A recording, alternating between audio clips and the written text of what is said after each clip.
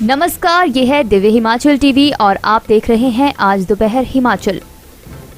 चलिए नजर डालते हैं अभी तक की बड़ी खबरों पर। मणिकरण में मर्डर, आधी रात को कार चालक को मारी गोली, आरोपी की तलाश में जुटी पुलिस। बेकाबू लपटों ने फूंक डाला 300 बीघा जंगल, 6 गांवों पर भी मंडराया खतरा। पांवटा में गायब हुआ राजगढ़ का युवक, आखिरी बार 26 अप्रैल शाम को एटीएम के बाहर दिखा था नौजवान। मां ब्रजेश्वरी के दर भक्तों की भीड़, उत्तर प्रदेश से भारी तादाद में पहुंच रहे श्रद्धालु। जेओए पोस्ट कोड 939 की परीक्षा में हुई धांधली की जांच के लिए सीएम को युवा कांग्रेस ने भेजा ज्ञापन। और अब समाचार विस्तार से। जिला कुल्लू की मणिकरण घाटी के बरशैणी में एक व्यक्ति की गोली मारकर हत्या कर दी गई है। जानकारी के अनुसार 11:15 बजे रात पुलिस चौकी मणिकरण के बरशैणी में राशन डिपो के पास कार पर किसी ने गोली चला दी। इस दौरान कार में 4 लोग थे। वे गाड़ी में सवार होकर घर जा रहे थे। इस दौरान बाहर से गोली चली और गोली सीधी चालक के गले में लगी, जिससे वह गंभीर रूप से घायल हो गया। ऐसे में कार में सवार अन्य लोगों ने इसकी जानकारी परिजनों को दी। घायल युवक को कुल्लू अस्पताल लाया गया, जहां डॉक्टरों ने उसे मृत घोषित कर दिया। गोली लगने से योगेश नाम के युवक की मौत हो गई है। सूचना मिलते ही पुलिस घटनास्थल पर पहुंची है। ये गोली किसने चलाई, इसकी जांच चल रही है। वहीं पुलिस गाड़ी में सवार लोगों से घटना के बारे में पूछताछ कर रही है। आरोपी की तलाश जारी है।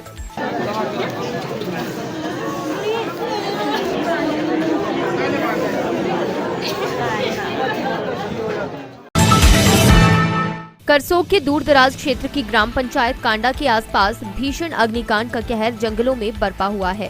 संबंधित क्षेत्र के पंचायत प्रधान दुनी चंद ने बताया, लगभग 300 बीघा जंगल भयंकर आग की चपेट में है और करीब आधा दर्जन से ज्यादा नजदीकी गांव को जंगल की आग से बेहद गंभीर खतरा बन चुका है। लाखों करोड़ों जीव जंतु यहां इस आग की भेंट चढ़ चुके हैं। हजारों पेड़ जल रहे हैं। वहीं बुधवार दोपहर बाद से लगी आग निरंतर तेज होती जा रही है। वन मंडल अधिकारी करसोग केबी नेगी ने कहा, ग्रामीण लोगों की मदद से वन कर्मियों को आग बुझाने के दिशा निर्देश दे दिए गए हैं, परंतु आग बड़े पैमाने पर लगी हुई है। वहीं उपमंडल अधिकारी नागरिक सनी शर्मा ने कहा कि भीषण अग्निकांड लगातार इन क्षेत्र में चला हुआ है, जिसको लेकर अग्निशमन इकाई को भी दिशा निर्देश दिए गए हैं। हेलो, नमस्कार जी। सर नमस्कार जी, कैसे हैं जनाब जी? बढ़िया जी। पंचायत प्रधान बोल रहे हैं, दुनीचंद जी बोल रहे हैं? हाँ जी, हाँ जी। दुनीचंद जी, ये जो आग लगी है आपके क्षेत्र में, कहाँ कहाँ लगी है जी? ये लगी है सर कांडा मेन हेडक्वार्टर हमारा पंचायत का, संजी गांव, हाँ जी, खिलन गांव, शकून गांव हाँ जी। और शाल है ऊपर और फिर कुजली है ऊपर। लगभग कितने बीघा में जो है आग लगी हुई है जंगल में जी? ये है सर लगभग 300 350 बीघे में सर। आग जो है भारी आग, भयंकर आग लगी हुई है। बहुत भीषण आग है जी लगी हुई और पूरा जंगल तबाह हो गया है। और कब से लगी है? ये सर पिछले कल लगभग 4 साढ़े 4 बजे। अच्छा, तो अभी तक लगी है जी? अभी तक जी, अभी मैं बुझा के अभी आ रहा हूँ। अभी कोई 5 मिनट पहले पहुंचा हूँ घर पे जी। बुझ गई है कि अभी लगी हुई है जी? अभी तो लगी हुई है। अब यहाँ थोड़ा सा कि एक क्षेत्र था, वहाँ जमीनें घासनियां वगैरह थी, वो हमने बचाया है उसको ना, घास वगैरह को जी। दुनीचंद जी, ये बताएंगे किसी गांव को खतरा तो नहीं है इस आग से?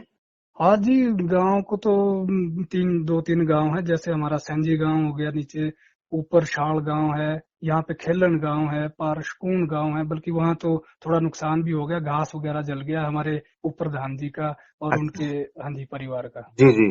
जी। तो इसकी जानकारी आपने फॉरेस्ट डिपार्टमेंट को भी दे दी है जी? हाँ जी, हाँ जी, बिल्कुल। फॉरेस्ट डिपार्टमेंट वो हमारे साथ ही काम कर रहे हैं, वो भी आग बुझाने की कोशिश में लगे हुए जी। और ये जो फायर ब्रिगेड है, इनको भी ये पहुंच सकते हैं वहां जी? कोई है साधन? वैसे तो सर गवर्नमेंट क्या नहीं कर सकती सर, अगर करना चाहे तो हो सकता है, पॉसिबल है जी। अच्छा जी। तो फिलहाल जो है आग बहुत लगी हुई है? हाँ जी, हाँ जी, भीषण आग लगी है जी। कांडा रेस्टाधार एरिया में जी? कांडा, रेस्टाधार, सैंजी और खेलन, शकून, ये पूरे इलाके में जी। एक पूरा जंगल है ये ना, इकट्ठा जंगल है। फिर एक जगह लगी तो ये पूरे में फैलती है फिर एक साथ ही। हवा से भी फैल रही होगी? हवा तो बहुत तेजी, कल शाम को तो बड़े मतलब मैं बयान नहीं कर सकता शब्दों में सर। ठीक है सर जी, धन्यवाद जी आपका। धन्यवाद जी।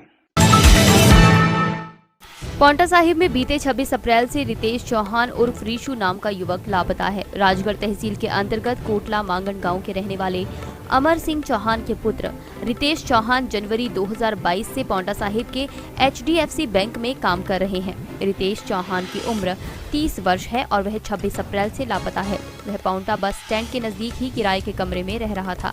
जब रितेश चौहान से संपर्क नहीं हो पाया तो उसके परिजनों ने उसको ढूंढना शुरू किया।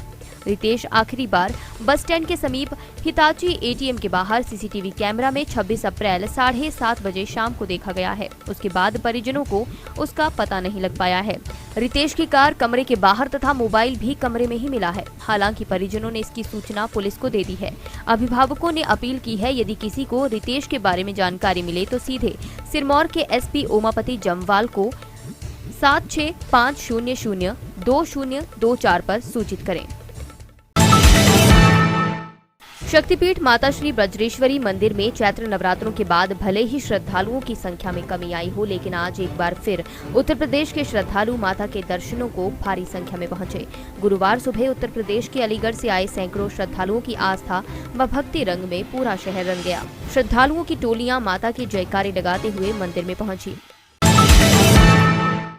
जिला मंडी युवा कांग्रेस द्वारा जिला उपायुक्त मंडी के माध्यम से मुख्यमंत्री जयराम ठाकुर को युवा कांग्रेस अध्यक्ष तरुण ठाकुर की अगुवाई में JOA पोस्ट कोड 939 की परीक्षा में हुई धांधली की गहन जांच व परीक्षा को पुनः करवाने के लिए मांग पत्र सौंपा गया।